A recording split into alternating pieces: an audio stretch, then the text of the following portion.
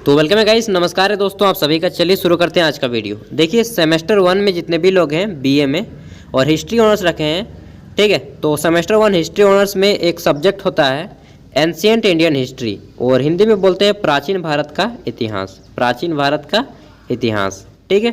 उसके जितने भी इंपॉर्टेंट क्वेश्चन हैं ऑब्जेक्टिव के, ये हम लोग इस वीडियो में कवर कर लेंगे। और सब्जेक्टिव को अगले वीडियो में कर लिया है। अगर आपने नहीं देखा है तो वीडियो के डिस्क्रिप्शन में लिंक मिल जाएगा, वहाँ से जा के देख सकते हैं। चलिए शुरू करते हैं आज का वीडियो, ठीक है। तो देखिए आज का पहला क्वेश्चन है ऑब्जेक्टिव में, बीए मैंने तो बता ही दिया है। तो पहला क्वेश्चन है कि भारतीय इतिहास के विषय में जानने के अनेक स्रोत हैं, इनमें से सर्वाधिक इम्पोर्टेंट यानी कि महत्वपूर्ण स्रोत कौन सा है। तो सबसे जो महत्वपूर्ण माना जाता है वह माना जाता है पुरातात्विक स्रोत को, आर्कोलॉजिकल साइट्स को, ठीक है। और इनकी जो खोज करते हैं उनको बोला जाता है पुरातात्विक विद, आर्कोलॉजिस्ट, ठीक है। आप लोग भी हिस्ट्री पढ़ रहे हैं, एक दो आदमी आर्कोलॉजिस्ट बन जाइएगा यार। देखिए 2 नंबर क्वेश्चन है कि सर्वाधिक महत्वपूर्ण पुरातात्विक स्रोत कौन सा है। सबसे महत्वपूर्ण और पुरातात्विक स्रोत कौन सा है, तो वे हैं आपके अभिलेख, ठीक है। क्या है, अभिलेख, ऑप्शन डी। चलिए करते हैं तीसरा क्वेश्चन। तो हमारा तीसरा क्वेश्चन है कि पुराणों की कुल संख्या कितनी है, ठीक है। तो दोस्तों टोटल पुराणों की संख्या है 18। यार मेरे भाई ने कुरकुरी लाया था, वो बीच में खा लिया मैंने। चलिए चौथा क्वेश्चन है, निम्नलिखित में से कौन सा महाकाव्य है। तो महाकाव्य है रामायण। और दूसरा अगर ऑप्शन पूछा जाए तो रामायण के बाद महाभारत आप देख सकते हैं, ठीक है। अगर रामायण ऑप्शन में ना रहे तो महाभारत ऑप्शन में रहे तो उसको भी टिक लगा दीजिएगा। पांचवा क्वेश्चन है कि पिटकों की कुल संख्या कितनी है। तो दोस्तों 3 प्रकार के पिटक होते हैं जो कि बौद्ध धर्म में है। सूत पिटक, विनय पिटक और अभिधम्म पिटक। ये 3 पिटक है, यानी कि 3 को पुस्तक है, तीनों का नाम है। एक का सूत पिटक नाम है, एक का विनय पिटक नाम है, एक का अभिधम्म पिटक नाम है। और जो इन तीनों पुस्तकों को पढ़ लेता है, यानी कि तीनों पिटक को पढ़ लिया, उसे बोला जाता है त्रिपिटक आचार्य, ठीक है। आगे बढ़े नेक्स्ट क्वेश्चन की ओर। क्वेश्चन है कि हड़प्पा सभ्यता का पता किसने लगाया, यानी कि हड़प्पा सभ्यता की खोज किसने की। तो उनका नाम है राखल दास बनर्जी। क्या नाम है, राखल दास बनर्जी। इन्होंने ही हड़प्पा सभ्यता की खोज की थी। और इनके साथ ही थे एक राय बहादुर दयाराम साहनी, ठीक है। 1921 का समय था जब रेल लाइन बिछाया जा रहा था, उस टाइम पे हड़प्पा सभ्यता की खोज हुई थी। क्वेश्चन है मोहनजोदाड़ो का पता किसने लगाया। तो इसका राइट आंसर हो जाएगा राय बहादुर दयाराम साहनी, जो कि राखल दास बनर्जी के सहयोगी थे। वे भी आर्कोलॉजिस्ट हैं, ये भी आर्कोलॉजिस्ट हैं। आगे देखते हैं 8 नंबर है कि मुर्दों का टीला या फिर मृतकों का टीला किसे कहा जाता था। तो दोस्तों मोहनजोदाड़ो जो था सिंधु घाटी सभ्यता की राजधानी थी, इसी को मृतकों का टीला कहा जाता था। ऑप्शन 20 का राइट आंसर हो जाएगा। 9 नंबर देखते हैं क्वेश्चन। तो पूछा गया है कि सिंधु सभ्यता का स्वरूप था, कैसा था। सिंधु सभ्यता का स्वरूप कैसा था दोस्तों। तो हमारा जो सिंधु सभ्यता था वह था नगरीय सभ्यता। कैसी सभ्यता थी, नगरीय सभ्यता थी, ठीक है। यानी कि एक प्रकार से हम लोग बोल सकते हैं कि शहर के जैसा वहाँ का माहौल था, ठीक है। क्वेश्चन नंबर 10 देखते हैं। तो इसमें पूछा गया है कि सिंधु सभ्यता के लोग निम्नलिखित में से किस पशु से परिचित नहीं थे, यानी कि अपरिचित थे। तो वे जो थे घोड़ा से अपरिचित थे, यानी कि वे घोड़ा को नहीं जानते थे। बाकी भैंस, ऊंट, बैल इन तीनों को जानते थे, ठीक है, लेकिन घोड़ा को नहीं जानते थे। क्वेश्चन नंबर 11 देखते हैं। तो पूछा गया है कि प्राचीन वेद का नाम क्या है। सबसे पुराना वेद कौन सा है। तो दोस्तों 4 वेद हैं हमारे, ऋग्वेद, सामवेद, यजुर्वेद और अथर्ववेद। इसमें सबसे पुराना वेद है ऋग्वेद, और इसी वेद से गायत्री मंत्र की उच्चारण भी हुई है, ठीक है। 12 नंबर क्वेश्चन है कि ऋग्वेद कालीन प्रमुख राष्ट्र था। ऋग्वेद काल का प्रमुख राष्ट्र क्या था।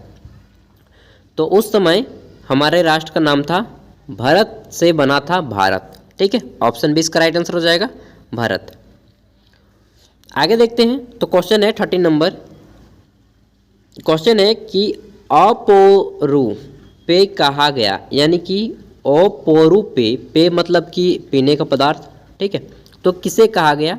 अपौरुपेय। देखिए वेदों को अपौरुपेय कहा गया, इसका मैं मीनिंग नहीं समझा पा रहा हूँ, ठीक है। तो एक दो क्वेश्चन होते हैं कि जिसका मुझे भी मीनिंग नहीं मालूम है। अपौरुपेय बस ये जान लीजिए कि एक प्रकार का पीने का पदार्थ। क्वेश्चन है अपौरुपेय मतलब समझ सकते हैं कि अमृत के समान पीने का पदार्थ, क्योंकि जो वेदों को पढ़ता है समझ लीजिए कि अमृत ही पी रहा है यार। 14 नंबर क्वेश्चन है कि अघन्या कहते हैं, किसे कहते हैं अघन्या? अघन्या कहा जाता है दोस्तों गायों को, ठीक है। गाय को अघन्या कहा जाता था सिंधु घाटी सभ्यता में, वैदिक सभ्यता में। क्वेश्चन है वैदिक सभ्यता थी, किस प्रकार की सभ्यता थी वैदिक? तो यह ग्रामीण सभ्यता थी, जबकि सिंधु घाटी की सभ्यता जो थी वह शहरी सभ्यता थी, नगर था, ठीक है। सिंधु घाटी के लोग शहर में रहा करते थे, वह शहर था, और वैदिक सभ्यता जो आई वह ग्रामीण सभ्यता थी। 16 नंबर क्वेश्चन है महात्मा बुद्ध कालीन महाजनपदों की संख्या कितनी थी? तो महात्मा बुद्ध के समय में महाजनपद की संख्या कितनी थी? 16। आपने नाम सुने होंगे 16 महाजनपद, महाजनपद, ठीक है। महाजनपद मतलब कि समझ लीजिए एक प्रकार के उस टाइम के 16 राज्य थे, ठीक है। अभी हमारे भारत में 28 राज्य हैं।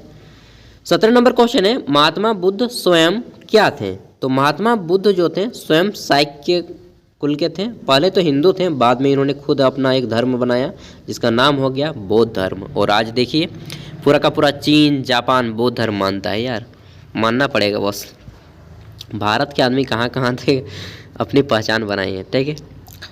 18 नंबर क्वेश्चन है कि सर्वाधिक शक्तिशाली गणतंत्र कौन था? तो सबसे शक्तिशाली गणतंत्र था, यानी कि सबसे हम लोग बोल सकते हैं कि मजबूत राज्य था उस समय का 16 महाजनपदों में से मगध महाजनपद सबसे मजबूत था। अभी का वर्तमान झारखंड और बिहार मगध महाजनपद के अंतर्गत आता है। अभी देखिए बिहार झारखंड अभी सबसे कमज़ोर हो गया है यार, तो वक्त बदलते देर नहीं लगती दोस्त, बोलते हैं ना। 19 नंबर है मंत्री परिषद में अधिकतर होते थे, कौन होते थे? तो मंत्री परिषद में अधिकतर जो होते थे वे ब्राह्मण होते थे। ब्राह्मण समुदाय के लोग मंत्री अक्सर वहाँ पे पद वगैरह धारण किया करते थे। और अभी भी देखिए जनरल कास्ट के जितने भी लोग हैं ना वो हाई क्लास में आपको ज़्यादातर मिलेंगे। क्वेश्चन नंबर 20 है राजा का पद होता था, कैसा होता था?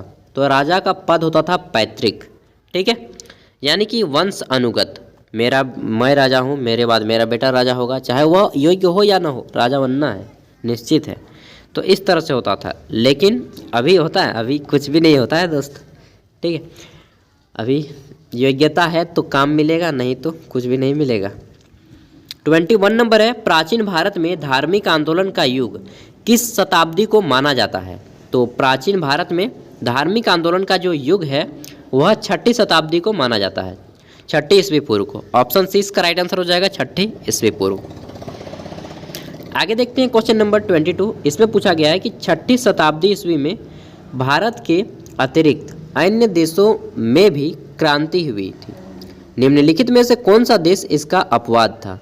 ठीक है, तो जो है श्रीलंका इसका अपवाद था, बाकी ईरान, यूनान और चीन ये तीनों अपवाद नहीं थे।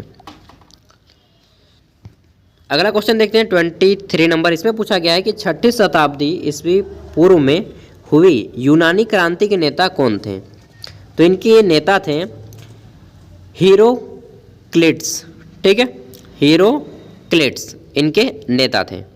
यूनान की राजधानी है अभी एथेंस। 24 नंबर क्वेश्चन है कि पार्श्वनाथ किस राज्य के राजकुमार थे? तो पार्श्वनाथ जो थे दोस्त ये वाराणसी जो अभी उत्तर प्रदेश में है उसके राजकुमार थे, और ये जैन धर्म के 23वें तीर्थकार थे, और इन्हीं के नाम पर झारखंड की जो सबसे ऊंची पर्वत है पारसनाथ नाम दिया गया है। ठीक है, अभी कभी आइएगा झारखंड तो हम आपको घुमाएंगे पारसनाथ, और झारखंड के हैं तब तो घूमे ही होंगे, गिरिडीह जिला में स्थित है। ठीक है, 25 नंबर क्वेश्चन है कि बौद्ध धर्म था, क्या था? तो बौद्ध धर्म पुरातन धर्म का संशोधित स्वरूप था, यानी कि बहुत सारे इसमें सुधार किए गए थे इस धर्म में। 26 नंबर क्वेश्चन है कि महात्मा बुद्ध की मृत्यु कहाँ हुई थी? तो महात्मा बुद्ध की जो मृत्यु हुई थी वह कुशीनगर में हुई थी। कहाँ पे हुई थी? कुशीनगर में। ऑप्शन डी इसका राइट आंसर हो जाएगा। 27 नंबर क्वेश्चन देखते हैं। तो पूछा गया है कि तथागत कहा जाता है, किसको कहा जाता है? तो तथागत कहा जाता है किसको? तो ये कहा जाता है महात्मा बुद्ध को। और लाइट हाउस ऑफ एशिया यानी कि एशिया का ज्योति पुंज भी कहा जाता है महात्मा बुद्ध को। तथागत भी बोला जाता है, ठीक है। और महात्मा बुद्ध को शायद ही कोई ऐसा व्यक्ति होगा जो नहीं जानता होगा, मतलब कि अभी के जो वीडियो देख रहे होंगे। 28 नंबर क्वेश्चन है कि बोधिसत्व का धर्म कहते हैं, किसको कहते हैं? तो महायान को बोधिसत्व का धर्म कहा जाता है।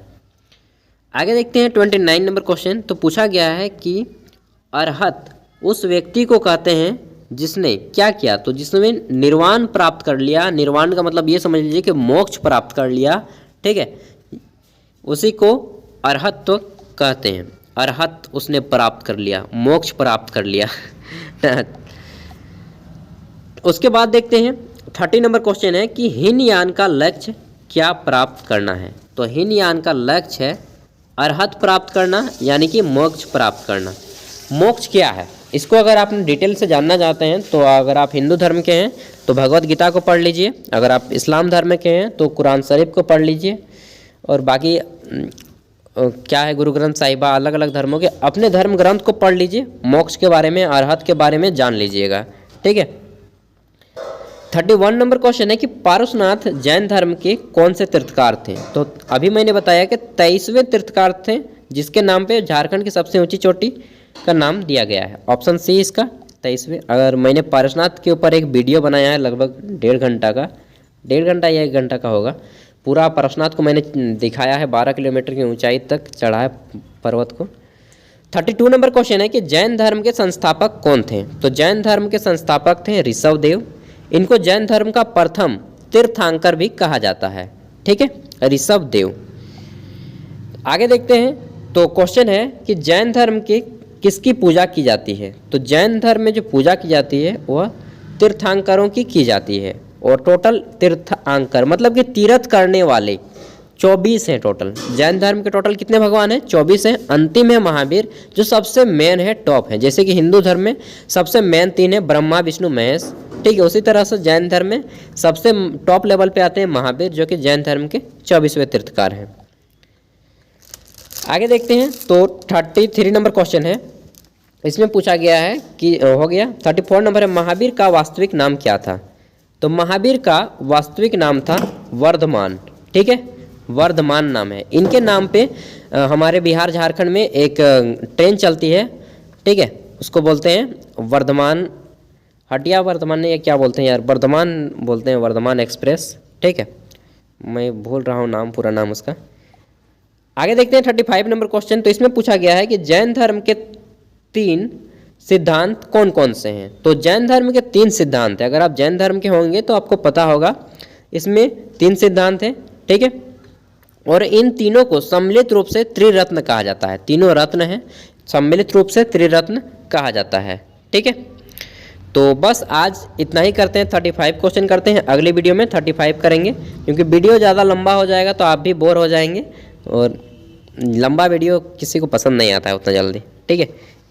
तो चलिए फिर मिलते हैं अगली वीडियो के साथ। वीडियो पसंद आई तो प्लीज़ लाइक कर दीजिएगा, एंड इसी तरह से मैं आपको इंपॉर्टेंट चीज़ें निकाल कर दूंगा जो आपके एग्जाम में डेफिनेटली मैच करेगा, ठीक है दोस्त। तो जुड़े रहें हमारे साथ, एंड वीडियो को लाइक करें। अगर आपका कोई दोस्त पढ़ाई कर रहा हो तो उन तक भी वीडियो को शेयर कर दें, क्योंकि ज्ञान बांटने से ही बढ़ता है। Thank you.